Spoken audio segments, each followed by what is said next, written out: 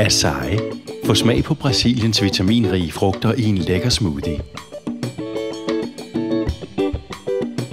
Men først skal den en tur i blenderen. Det er dog nemt og lige til.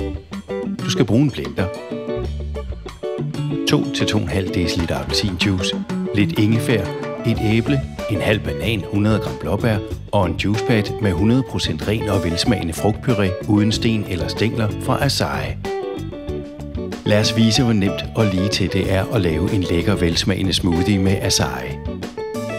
Hold den frosne juicepad under den varme hane et øjeblik. Skær den over og put den i blenderen sammen med de øvrige frugter. Til sidst hælder du 2-2,5 dl appelsinjuice ved. På med låget og gang i blenderen. Så nemt er det at lave en lækker smoothie, sprængfyldt med energi og god smag. Smoothie fra Açaí kan også laves med acerola, mango eller abacaxi, og kan du ikke vælge, ja, så kombinerer du bare smag. Det er kun fantasien, der sætter grænsen. Få meget mere inspiration og information om Açaí på www.açaibrasil.dk.